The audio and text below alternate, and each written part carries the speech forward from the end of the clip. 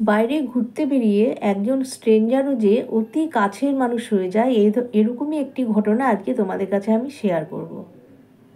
চ্যানেলে যারা নতুন আছো এবং নতুন যারা আমার গল্প শুনছো, গল্পটি শোনার পরে প্লিজ একটি সাবস্ক্রাইব করতে ভুলবে না এবং লাইক দিয়ে আমার পাশে থেকো।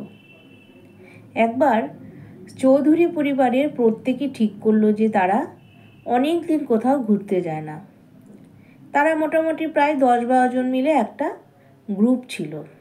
তাদের মধ্যে ছিল কিছু মহিলা আর কিছু ছিল পুরুষ মানুষ আর জোনা দুয়েক বাচ্চা।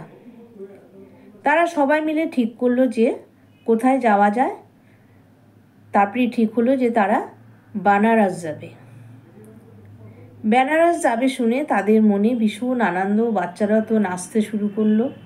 তারা সেখানে যাবে, বেনারসের পুরনো শহর কত কিছু দেখবে। সেখানকার যে মহিলারা আছে সেই গ্রুপে প্রত্যেকে ভীষণ খুশি সেই জায়গাটা ঠিক হওয়ার জন্য। রীতিমতো তাদের যাওয়ার দিন ঠিক হলো জানুয়ারি মাসের 23 তারিখ। সেটা একটা ছুটির দিন। প্রত্যেকে ঠিক করলো ওই দিন যাব আমরা। 5 দিনের প্রোগ্রাম। 5 দিন আমরা বেনারসে সমস্ত কিছু ঘুরবো। সেখান থেকে অযোধ্যা যাব, আরও কত কী জায়গা আছে সেগুলো ঘুরে তারপরে আমরা ফিরে আসব। সেই মতো সবাই, প্রত্যেকেরই শীত তখন, সেখানে বেনারসের ভীষণ শীত। প্রত্যেকেই মোটামুটি লাগেজ কিন্তু বেশ বড়সড়ই হয়েছিল। সবাই মিলে প্রচুর লাগেজ নিয়ে রওনা দিল সেই বেনারসের উদ্দেশ্যে। মনে হচ্ছে যেন একটা বগি তারাই যেন দখল করে রয়েছে। সারা রাস্তা তারা হই হই, হাসি ঠাট্টা, কেউ কবিতা বলছে, কেউ জোরে গান করছে। এরকম করতে করতে তারা কিন্তু বেনারসের দিকে রওনা দিল। ট্রেন পৌঁছালো ঠিক রাত 3টেয়। হোটেলওয়ালাকে বলা ছিল, তারা কিন্তু সেই 3টের সময় হোটেলটা খুলে দিল। খুলে দেওয়ার পরে তারা আস্তে আস্তে, তাদের ছিল 2nd ফ্লোর। 2nd ফ্লোরে 7 নম্বর রুম আর ছিল 12 নম্বর রুম। এই দুটো রুম মিলে তারা কিন্তু ভাগাভাগি করে ছিল।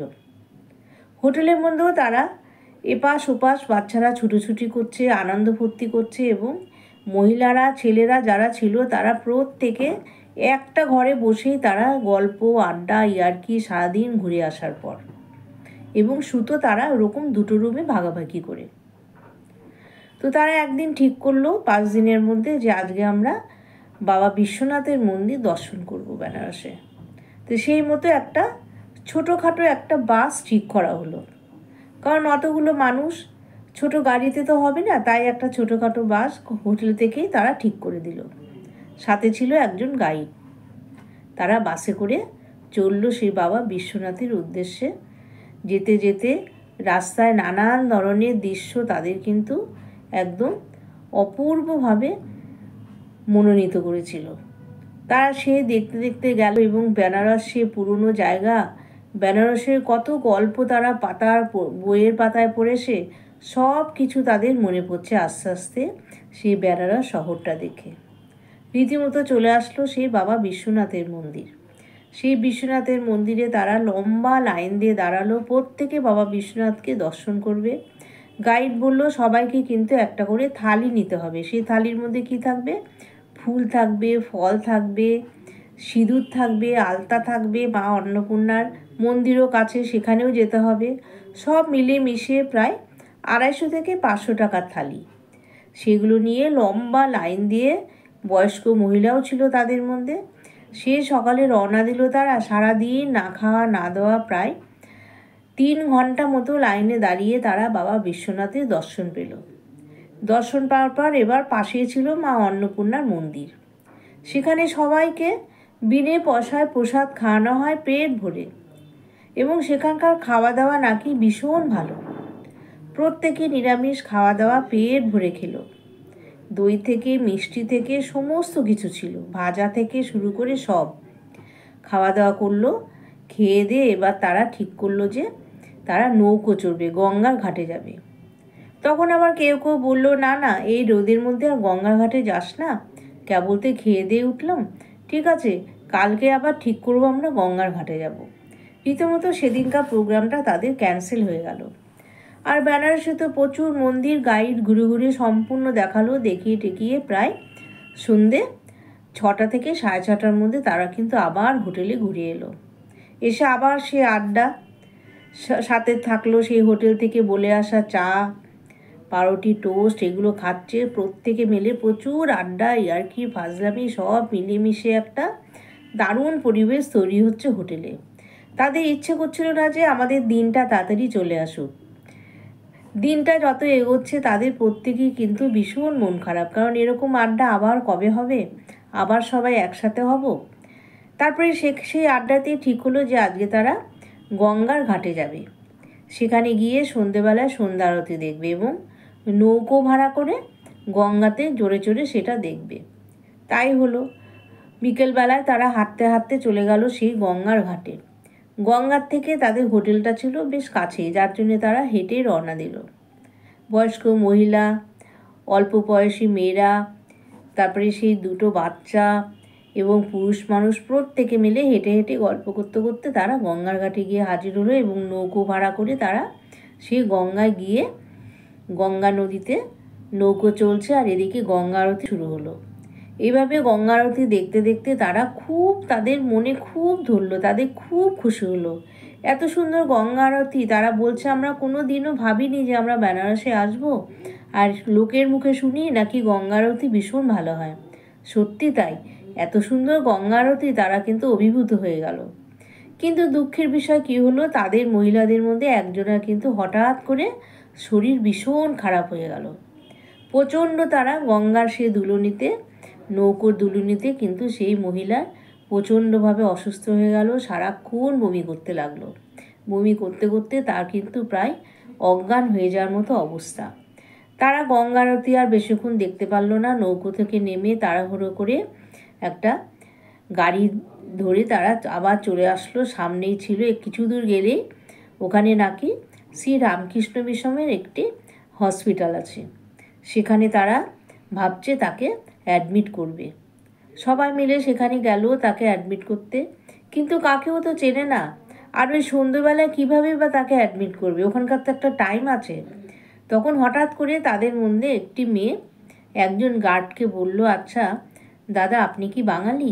তখন সে গার্ড বলল, আমি একদম সদ্য বাঙালি, আমি পরিষ্কার বাঙালি। এই কথা শুনে সেই মেয়েটি খুব হেসে উঠল এবং বলল, তাহলে তো ভালোই হলো, দেখুন না আমাদের ঘুরতে আসার মধ্যে একজনা ভীষণ অসুস্থ হয়ে গেছে, আমরা এখন কি করি, কোথায় ডাক্তার দেখাই, প্রায় সেন্সলেস হয়ে গেছে গঙ্গা দুলনিতে সেই নৌকোয়, বমি করতে করতে সেন্সলেসের মতো অবস্থা, আমরা গাড়িতে তাকে শুয়ে রেখেছি, ইমার্জেন্সিতে শিগগিরই ভর্তি করব। তখন সে গার্ড বলছে, কিন্তু এখন তো ডাক্তার বসে না, ডাক্তার তো প্রায় 7টা থেকে সকাল 7টার সময় আসে, এখন কি করবেন? তখন সেই গার্ড বলল, ঠিক আছে দাঁড়ান, আমি একটা ব্যবস্থা করবই। এই বলে সেই গার্ড একে ওকে ফোন করে কোনোভাবে সেই ডাক্তারকে আনা হলো এবং ইমার্জেন্সিতে সেই পেশেন্টকে ভর্তি করিয়ে দেওয়া হলো। সঙ্গে সঙ্গে সেখানে স্যালাইন চললো, নানান ধরনের ট্রিটমেন্ট শুরু হলো। তাদের ঘোড়াটাই যেন বানচাল হয়ে গেল। তারা 2 দিন সেই মহিলাটি হাসপাতালে ভর্তি ছিল। আর সেই যে লোকটি, গার্ডটি, যে তাকে দেখভাল করলো, ডাক্তারের ব্যবস্থা করলো, ওষুধের ব্যবস্থা করে দিল এবং পয়সা করিও খুব সামান্য লাগলো সেই লোকটির জন্য। মহিলাটি কিন্তু ভীষণ সুস্থ হয়ে সে আবার হোটেলে ফিরে আসলো এবং যে মেয়েটি তাকে ঠিক করেছিল সেই গার্ডটিকে, সেই গার্ডটির সাথে মেয়েটির একটা ভালো সম্পর্ক তৈরি হলো এবং তাদের গ্রুপে যারা যারা আছে প্রত্যেকের সাথে একটা ভালো সম্পর্ক তার তৈরি হলো। প্রত্যেকে তার ফোন নাম্বার নিল, ফোনে ফোনে এখনও তাদের সাথে ফিরে আসার পরেও কিন্তু এখনও তাদের সাথে সেই গার্ডের কথা হয়। সে কিন্তু এক প্রকার স্ট্রেঞ্জারই, কারণ হঠাৎ করে সেই বাইরে গিয়ে এরকম অবস্থায় হঠাৎ করে চেনে না জানে না একজনের সাথে কথা বলে তাকে হাসপাতালে ভর্তি করা পেশেন্টকে, সেই লোকটি তার এত যত্ন করা, ওষুধ ডাক্তারের ব্যবস্থা করে দেওয়া এবং নানানভাবে তাকে সাহায্য করেছিল। সেই অবস্থায় যদি সে না থাকতো তাহলে সেই মহিলাটি হয়তো সেখানে গঙ্গার ঘাটেই হয়তো তাকে দাহ করে চলে আসতে হতো। এই যে একটা ভালো সম্পর্ক তৈরি হলো স্ট্রেঞ্জারের সাথে, বলতে গেলে সে তো সত্যি স্ট্রেঞ্জার, কারণ তাকে কোনো দিনও তারা দেখেনি। সেখানেই সে সেই মেয়েটি কথা বলে তার সাথে ব্যবস্থা করে দিল সেই ডাক্তারের। এভাবেই কিন্তু একজন স্ট্রেঞ্জার কত কাছের মানুষ হতে পারে। আজকে তারা কিন্তু ফিরে এসেছে নিজের জায়গায়। আজও কিন্তু তাদের সাথে ফোনে কথাবার্তা হয় এবং তারাও তাদের বাড়ির ফ্যামিলি প্রত্যেকের সাথে সেই স্ট্রেঞ্জারের কথাবার্তা হয় এবং একটা সুসম্পর্ক তৈরি হয়ে গেছে। তারাও যখন এপারে এসেছিল, সেই স্ট্রেঞ্জার তার ফ্যামিলি নিয়ে তাদের বাড়িতে থেকে তাদের সাথে ঘোরাফেরা করে খুব আনন্দের দিন কাটিয়ে গেছে। তাহলে একজন বাইরে গেলে যদি কোনো স্ট্রেঞ্জারের সাথে দেখা হয়, সেই যদি খুব কাছের মানুষ হয়ে যায়, এর থেকে আনন্দের কী আছে এবং এর থেকে একটি বড় পাওনা কী আছে?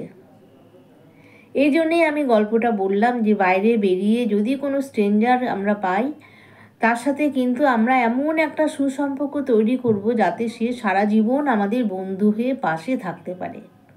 তাহলে বন্ধুরা, আজকে আমার গল্পটি কেমন লাগলো তোমরা প্রত্যেকে কমেন্ট বক্সে জানাবে এবং লাইক দিয়ে আমার পাশে থাকবে এবং খুব বেশি করে শেয়ার করবে। তাহলে আজকে আমি আসি, টাটা।